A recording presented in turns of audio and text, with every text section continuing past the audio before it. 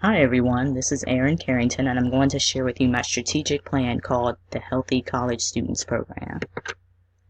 I want to share some tidbits I learned about college students from reflecting from my own college experience, interviewing current undergraduate students, and online research. Although college students are considered adults in our society, we learn in nutrition through the life cycle that they are still adolescents biologically. As you might recall, some people are not fully developed until their late 20s. Because of their ongoing development, they're in need of a balanced, nutritious diet that will ensure that they would develop optimally.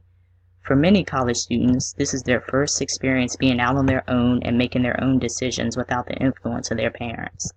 They are now solely responsible for their life decisions, including their educational pursuits and decisions regarding their health, to include foods they are eating and the physical activity in their lives. Having this newfound responsibility while out on their own can be overwhelming and often affects their mental and physical state. The stress of dealing with a challenging college curriculum, along with being responsible with proper time management and self-care, to include eating healthful foods and engaging in physical activity, may take a toll if they do not have the proper tools in handling these new responsibilities. For example, many college students may decide to skip breakfast, eat less than healthful foods when stressed out or with their peers, or engage in no physical activity. Some students gain unwanted weight gain during their college career, which is often coined the freshman 15. Now, not all students gain 15 pounds during their freshman year of college. The freshman 15 is just a phrase that stuck, which discusses the common weight issue that happens with some college students. The De Vos et al. Article found that college students at university in Netherlands gained a mean of 1.1 kilograms during their first 3 years of college. The theories I use to guide my strategic plan include the health belief model and the social cognitive theory. In the health belief model, we will address the perceived benefits and perceived barriers, self-efficacy, and cues to action.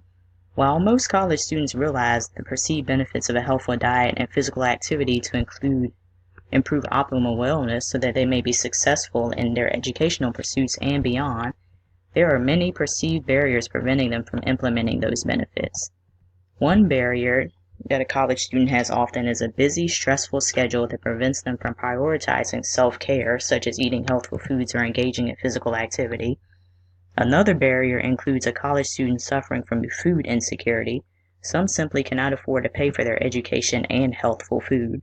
The strategic plan will build programs, which I will cover later, that will build a student's self-efficacy regarding living a healthy lifestyle. For the social cognitive theory, we will primarily address the environmental factors. The college campus is a very influential environment that shapes a student's many decisions, including their healthy and not so healthy choices. My strategic plan will help construct an environment that affords students opportunity to make more healthy decisions. It will help address social norms such as piling your plate up with food at the all-you-can-eat dining hall, skipping meals, and simply not sleeping enough. The policies I have guiding my strategic plan include the Dietary Guidelines for Americans 2015 to 2020 and MyPlate, specifically MyPlate on Campus. The Dietary Guidelines provides the template needed for this plan, and MyPlate on Campus is catered to college student needs. MyPlate on Campus gets college students talking about healthy eating on campus and works on ways for students to adopt healthier lifestyles. They use facts from the dietary guidelines to make recipes and give tidbits on how college students can incorporate wellness into their lifestyle. My strategic plan mission is to improve a student's overall mental and physical wellness through creating and providing an environment where they will flourish in both their healthy states and educational pursuits. They simply will not have as successful of a college experience without an environment that can set them up for success. The goals include to provide a healthy environment and to make a healthful lifestyle accessible to college students. Our stakeholders for this program include the college students themselves, their parents, professors, resident services department, food services department, health services, the president, board of education, board of trustees, and other administrators of the college, food vendors, and farmers and markets in the community. All of these stakeholders must work together in order to set up health success for these college students. How to implement the plan. We will have meetings to ensure that all the stakeholders are in agreement with the plan's mission and goals. We'll allow the stakeholders to present ideas and have everyone agree on ideas that fit within the mission and goals. We'll create committees who meet regularly that ensure that the strategic plan is operating smoothly and will improve upon the plan as needed. Stakeholders will also allocate resources needed toward the plan's missions and goals. Now, some common barriers that students may require to implementing the strategic plan includes having a plethora of all type of foods during extended periods of time, such as foods in the dining hall, the snack bar, the student center, vending machines, campus stores, or on-campus fast food restaurants. With so much easily accessible food, overeating and eating less than healthful foods is inevitable for some students. Another barrier is a student's mentality regarding being able to live a healthy lifestyle while navigating the stress of classes, lack of time, lack of money, and other barriers. My first program in this strategic plan is to implement an on-site registered dietitian or qualified nutrition professional. Actually, today, both schools that I attended for undergraduate, Chowan University in North Carolina and the University of Northern Colorado, both now have registered dietitians on staff whose students and the staff can gain nutrition knowledge when needed. Having that access can guide a college student in making sound nutritional choices. In some interviews I've done with some students at both of those colleges and universities have given me good feedback regarding having that on-campus support. My next program includes incorporating basic nutrition knowledge in that required college orientation or freshman seminar class that every incoming student is required to take.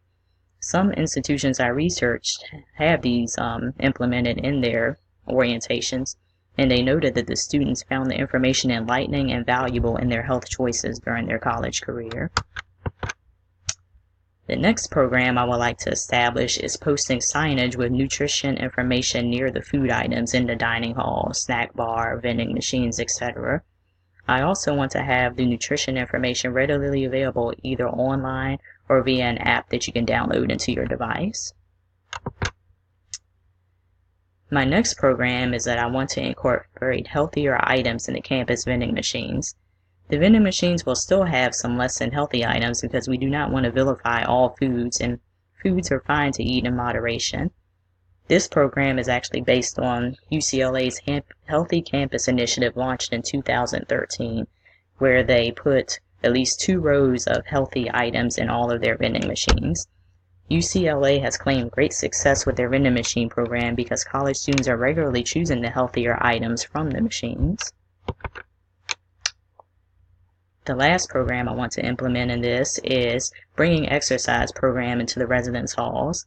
A lot of students talk to me and say that they do not have time to go to the gym or to the campus center to exercise, or it's inconvenient to their schedule. So how about we just bring exercise to them instead? Most residence halls has a pretty open common area somewhere where we can have open classes such as yoga, exercise classes, weeknights, etc. I think that bringing the exercise to them will make it a little more convenient for them. And here are my references. Thank you for listening.